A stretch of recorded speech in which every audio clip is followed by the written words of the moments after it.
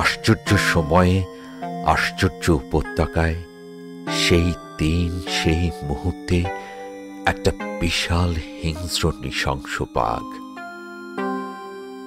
শক্তির প্রজ্বলনে জ্বলছিল দু চোখ তার। দু চোখ ছিল হিংস্র তপ্ত, জ্বলছিল জল জল লোভাতুর প্রখরতর উজ্জ্বল। বাঘটির চোখের কোটর হতে নিংড়ে পড়ছিল হাঙ্গরের রক্তলোলুপতা, রক্তলোলুপ হাঙ্গর হিংস্রতায়।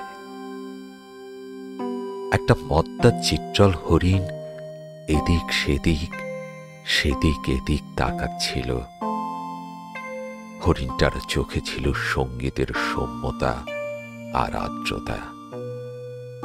হাঙ্গরের চেয়েও অতিশয় রক্তলোলুপ বাঘটা ঝাঁপ দেয় নিঃশব্দের চাইতেও নিঃশব্দ, মুহূর্তে অতিশয় হিংস্র ক্ষিপ্রতায়। রক্তলোলুপ বাঘটা আরো দ্রুততায় ছিটকে পড়ল উপত্যকার ঠিক যেখানটা হতে ঝাঁপ দিয়েছিল সেখানে, ঠিক সেখানটাতে।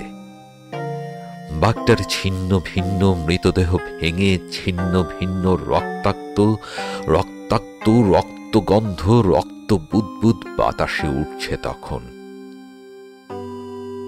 রক্তলোলুপ বাঘটা অতিশয় মৃত বাঘ সেই সময় একদম।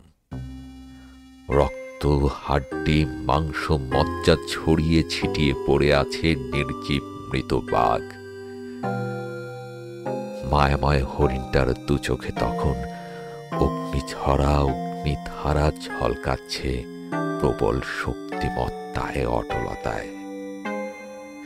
হরিণটার পত্রপল্লবহীন বৃক্ষ শিং দুধারি ধারালো ছুরির বৃক্ষ বৃক্ষ ছুরি তখন তখন অতিশয় ক্ষুরধার, এমনকি বিশাল পাথুরে পাহাড়কে কেটে ফেলার মতো শক্তিধর হয়ে উঠেছিল। ছুরির বৃক্ষে পরিণত হওয়া সেই বৃক্ষ শিং মদ্দা হরিণটার বৃক্ষ শিং। মায়াময় হরিণটার দু চোখে তখনও অগ্নিঝরা অগ্নিধারা ঝলকাচ্ছে।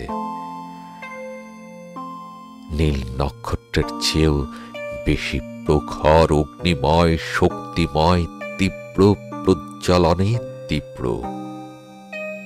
আশ্চর্যময় সময়ে আশ্চর্যতম উপত্যকায় সেই দিন।